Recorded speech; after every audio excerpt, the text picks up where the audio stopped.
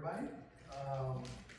I want to start by asking a couple quick questions, but you don't have to answer. So, did you know, I'll get into my accessibility in just a second, but did you know that even before COVID in 2020, it was estimated that the U.S. public health workforce needed about 80,000 additional workers just to deliver basic foundational services? Okay, we got some answers, but you don't have to answer. Did you also know that about 200,000 veterans transition out of service each year, and about 61% report underemployment within 3 years? So, good morning. My name is, it's still morning, right? Yeah. Good morning. My name is Winston Cortez Ward. I identify as a Black male. I'm a veteran and founder and CEO of the Cortez Training Center, or CTC.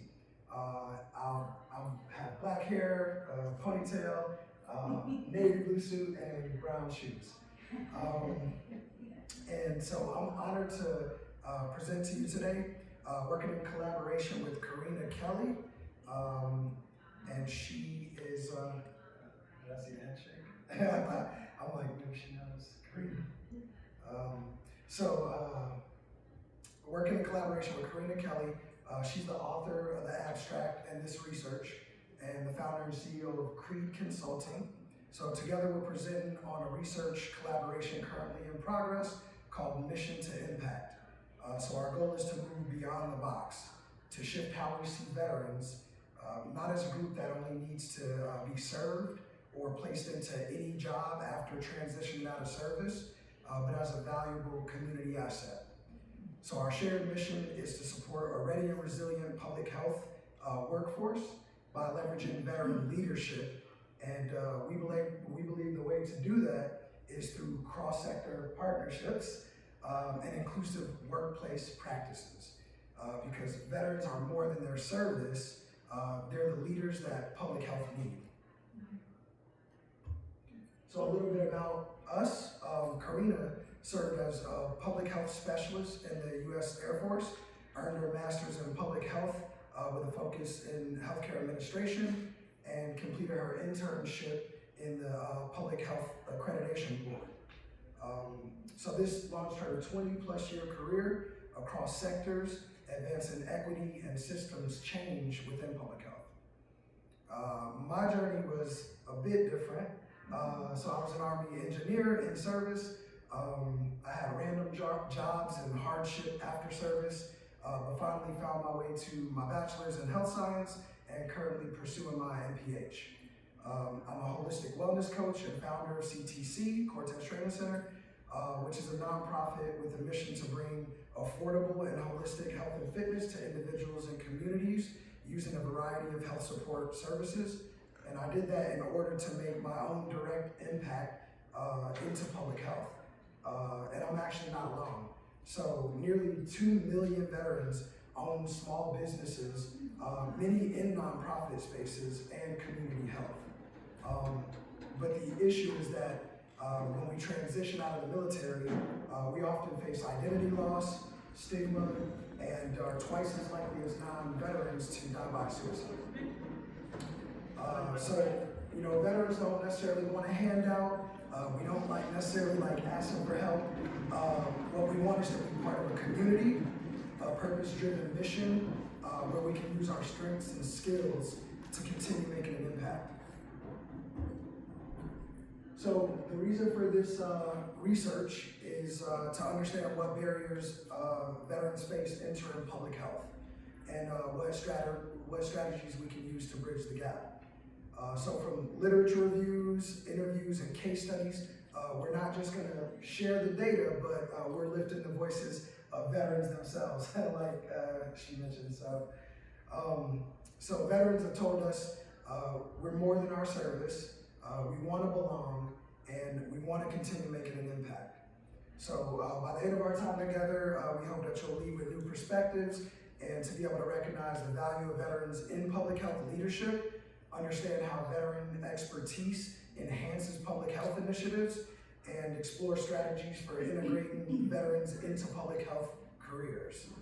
And then before we close, I'll share how you can get involved if you like to support the mission to impact, because the work doesn't end with us here, but continues with all of you. So why does this matter? It matters because of two main issues: a public health workforce issue and a veteran transition issue. So the 2024 DeBeaumont Public Health Workforce Interest and Needs Survey, with over 57,000 state and local public health employees, they reported a public health crisis at that time, just a year ago. And as we mentioned before, there's over 80,000 workers needed in public health, and a large portion of the workforce is young. So under 35 years old with less than 5 years experience, and about 71% of them report experiencing burnout. And then the veteran issue is, and according to the 2021 OPM, and as we mentioned before, about 200,000 veterans transition every year, and within 3 years report 61% report underemployment. So underemployment is a little bit different than unemployment. So underemployment is not because of pay, but because we struggle to translate the skills into civilian roles. So with nearly 700,000 veterans employed in the federal government currently, only a small number is represented in public health careers. So this creates a dual challenge, but also a dual opportunity. So public health needs skilled, resilient leaders, and veterans are looking for purpose-driven careers where we continue to serve. Veteran transition is not just a workforce issue, but it's a public health opportunity. So one public health leader told us that veterans are already doing the work. They're already doing public health. They just don't know it. They bring passion for service and are mission driven. So some that are already doing it is like Team Rubicon, which is a nonprofit that implement veteran-led disaster response, mobilizing thousands of people for COVID testing, vaccination, and disaster relief. The Mission Continues is another nonprofit where veterans lead community health projects in underserved neighborhoods, centered on equity, belonging, and civic health. As she mentioned again, a lot of cross-sectional stuff, right? So the skills are there. The challenge is recognition and translation. So looking at the chart, just comparing the 2024 top workforce training needs within public health, comparing that to veteran expertise, it's almost perfect alignment. So public health systems and planning is basically mission planning, military mission planning in the military. Policies and programming is basically DoD directives. And budget and logistics is equivalent to unit management. So we're kind of breaking these down and helping with this translation. And so this is just to name a couple. And despite these obvious similarities, barriers still remain. As one public health employer told us, the very first barrier is language. The terminology and job descriptions can be confusing, and veterans don't often see themselves as a fit, even when they have the skills, and vice versa. Sometimes in civilian careers, they don't recognize the translation of the skills. So based on key informant interviews that we've conducted so far, based on these demographics, veterans describe real challenges when trying to enter civilian public health workforce. So these examples are what they told us in their own words. So many talk about the mental strain of searching for careers where their skills don't seem to fit the way that job descriptions are written. Transitioning can feel like culture shock So in the military, we worked in highly diverse teams across gender, race, culture, but in civilian public health, the workforce still lacks diversity. Veterans also report that experiencing stigma and bias, being seen as less qualified because we don't always have a specific academic credential, or they don't consider some of our experience subject matter expertise. And also, many simply aren't aware of the variety of career pathways available in public health, which limits options too. So this isn't a lack of skills, it's a lack of pathways, translation, and inclusion.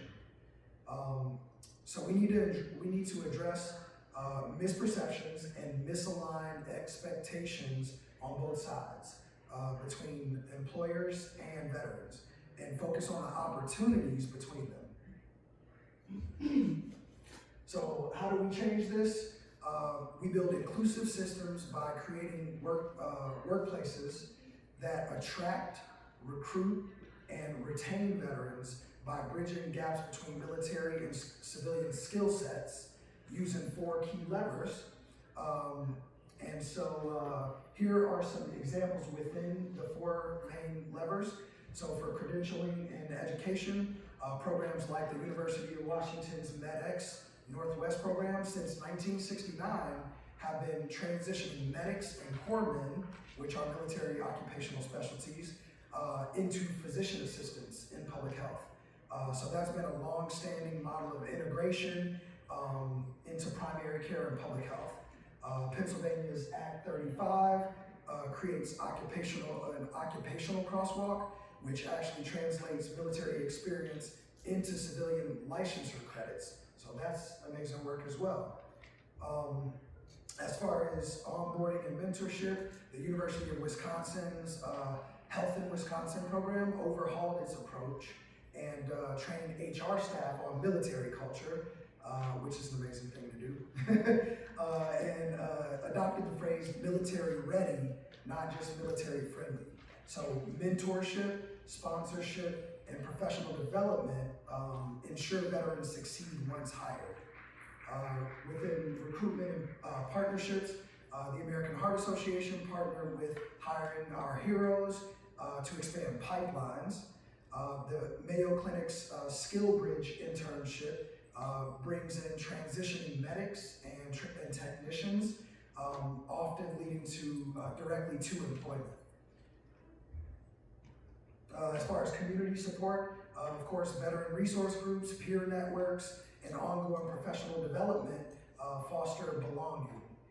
So these supports help veterans not just enter, but thrive in the public health workspaces. So each of these strategies, education, policy, workplace culture, and partnerships, are levers that we can use to build a truly inclusive and military workforce. So what's next? One of the public health employers we interviewed said it best. Veterans deserve to have their unique experiences at the table, not only to support their own transition, but to strengthen the very programs and initiatives that serve our communities. And we agree. So let me ask another question. You don't have to answer it. You can if you want, but you don't have to. Has your organization supported veteran integration, retention, and/or inclusion? I won't stare anybody down and ask you for the answer. Ish. The efforts, the benefits are in the effort. So as we continue this work, we need additional partners to join us in the discovery phase, is where we're at. Helping us to conduct interviews, surveys, and research that map where the gaps are in translating military skills into public health careers, as well as any other resources that you might have.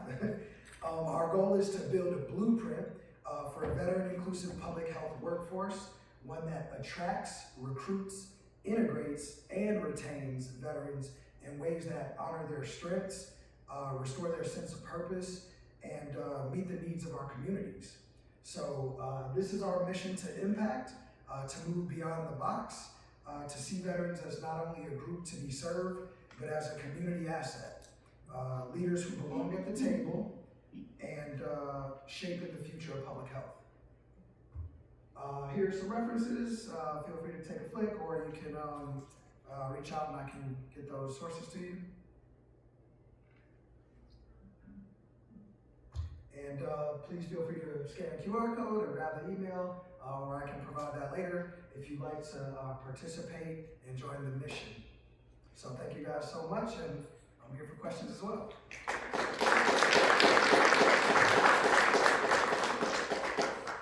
Hi, I had two questions. The first was, since post-pandemic, where you had active duty, guard, reserves, et cetera, helping health departments with testing and vaccinations, and the warehouses and the hospitals and everything. And I know some of the states stated that they did hiring fairs for the hospitals that these people worked at, and at the health departments. Have you seen an increase from that post the pandemic in them hiring the veterans that worked with them during the pandemic? That's a really good question and something to absolutely look into. So far, I'm not sure if Corinna has dug into that specific data, but that's something that I'm gonna note that and we'll look into that. And if that's something of interest for you, please feel free to join us and let's do that research. Yeah, I'm a public health officer in the Air National Guard, so it's a little close to my heart. Yes. But the second question is the skill bridge, where you do the 6 months of somewhere before you get out. I know you mentioned the Mayo Clinic, but have health departments looked into doing the skill bridge for them to go into the health departments for 6 months and do work there and then maybe get the job after? I believe on local levels they have. I live in near Tampa, Florida, and so the James A. Haley VA Hospital is my primary care provider, and I actually work there as well at some point. And so they have a program. So I'm sure others have programs, kind of on the local level, but we definitely want to advocate for higher level advocacy for that. So thanks, awesome question. I'll get you and then we'll come back.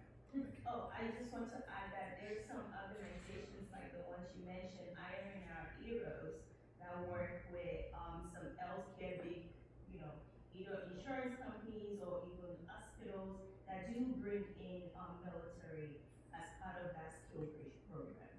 Absolutely, yes, thank you. Yeah, they're great programs. The ones that we mentioned are already doing great work, and I know there's more out there that are trying to get more grounding and more traction. So, any that you guys might know of on a local level, please reach out, let us know so we can reach out to them and collaborate. Yes, say. Sorry, finally. Yes. I'm a public health nurse in the Army, so this is very close to my heart too. If anyone is a military leader or has influence in that, directing our service members before they get out Yes. to these opportunities is, of utmost It importance. is. So that's one thing I'm always like, what's your plan? You're getting out. What's your plan? Don't wait till the end and you get out and then you have this 3 years time and you're like, oh, I can't find a job. There's so many opportunities. How do we get people to, know about that and plan about that is something that, I hope to see people focus a lot on too. Absolutely, and that's an amazing point before the transition, those services. There are things in place, but there need to be more, and they need to be kind of follow-ups afterwards as well. So in the front here. Yeah, so I'm getting so fired up. I'm on active duty Army, I'm a healthcare administrator, and I was just curious, everything that they said is so true, but also have y'all done any direct communications with the services? Because I definitely think this is one of those niche careers that I have a PhD in public health and I'm an oddball. People don't know about this, right? And so have you established any contact directly with them to talk about being present at out processing or as part of that transition to retirement?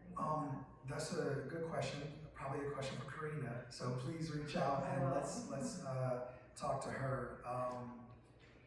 You know, obviously they're doing it on local levels, even some on the federal level. I forget the name of the program. Transition and assistance program? Is it the transition So assistance? that's what I was gonna ask that. TAP, yeah. Okay. Like, it sounds like there's a real limitation where TAP is not It meeting is. this need. Yep. And then that's really They're not what? It sounds like TAP is not meeting this need, that this is Yeah. such a niche. That's field absolutely that right. Yeah, I think Probably we're does just not have trying to do a lot. Yeah. And Yeah. sorry, I'm getting like chills. Open forum? No, I'm just joking. The thing is that someone doesn't, I'm not out yet, so doesn't someone have to approve you to do TAP? And if the person disapproves you, then it's like, it shouldn't be, I feel like it should be automatic for Yes. everyone to go through it. And I know friends that have gotten out, a commander did not approve it 6 months before you transition. Right. And yeah, that's it, so that's like the missed opportunity It really there. is. So we can create all these programs and come up with all these programs, but if we don't remove that barrier Yep. to people actually utilizing them, it's almost worthless. Absolutely. And so it sounds like we have some partners already, right? I'm with the project that Corey talked about, and so one of the things that our work does is really looking at how do we help build the community capacity and not put the burden on the veteran. And so one of my questions for you is, what are you doing to help employers understand and adopt this, so that the burden is actually on the employer, on the people who we're hiring, and the education of them, and helping them be veteran friendly, so that when people are looking for jobs, they see these folks as, having knowledge of what kind of experiences they have done maybe green zone training, recognize the volatility of households in transition, and kind of are ready to help support the veterans and their families when they're coming out. Yeah, that's a good question. Since we're in the discovery phase, it's really about trying to collect the data and seeing exactly where the discrepancies are, trying to get really granular, because the more granular we can get, the more we can find out, where the places of need are most. When we talked about before service, I think that's a primary, before transitioning is primary. Leveraging the federal level programs, find out exactly where that miscommunication is what we need to look into. So again, any resources, support, referrals, help. We are in the early infancy of this, but it's powerful work, as several of us have gotten chills, right? So, yes. Well, I know a number of older veterans that use, educational benefits when they go out of the service. Does the VA still offer, educational benefits for encouraging people to get a degree? Yeah. When they get out? They are there, and they've improved the translation, what we were talking about earlier, over the years. So I remember when I was actually transitioning and going back to college, the arts transcript was how they translated it, and I remember having discrepancies like, I know that what I did here should give me more credits for this this course or this degree, and they weren't accepting it. I had to kind of advocate for myself, and it was a small community college, but I advocated. They actually made some exceptions, so I had to do that groundwork myself as a veteran, and that was a hard part of my transition as well. But so they've improved a lot with that. So they do have those programs. It's about awareness. It's about programs that can get veterans early on, right before transition, to say, hey, here are some options, and and then the support services that Corey was mentioning as well. Those support systems, like they have to have housing. They have to have, so career in housing, right? I think was career on one of your maps, right? Should have been. Yeah. So that should definitely be on one of them, with career and housing, right? Car, house, and job, right? So just helping with that. So that's a great question, and we definitely want to see more of that and help bridge the gap. Yes. Have y'all looked at geography at all? Are the jobs that are available aligned with where No, that's a really good question too. I don't know if she's collecting any data on it right now within this program, but I've seen things. I've seen some prior research on it. That is an issue. So often when veterans are getting out, they may not be home where they recognize as home. Home may not even be there when they get back. So that's been a historical challenge. I don't really recall what the studies were saying about it, but I think that's something to consider and look into. Absolutely. Please reach out. All right, any other questions, final thoughts, comments, concerns, anything? Yes? Oh, I'm so sorry. No, you're good. To add more to what she was asking, I think there was a poster where they were doing GIS mapping to see. Oh, is that you guys? Yeah, we're trying to sit on our hands. Okay, I will stop talking. But someone is working on that, because what that does is when they map it, okay, if you're saying there's a bunch of people in North Carolina on this side of the map, and you have all the schools that, veteran friendly, blah, blah, blah, the resources for this, that is on this side. Yeah. But you look at the map and a lot of veterans are on this side of the map. You need to move the resources to them. Yeah. So yeah, they're working on it. I saw the poster. Right, and let me just say, right now, our project is just in North Carolina, but the people who are doing the GIS mapping are being very cognizant of what our national data sources. So we're modeling North Carolina, how we would do that at census tract for us, but creating something that we plan to be able to scale. Beautiful. So that any state could use the same methodology and get those maps. But it is exactly as you say, and I think this is so critically important. A lot of times you'll see maps where veterans live and then where the risk factors, social determinants. We use vital conditions framework, but that's a different conversation.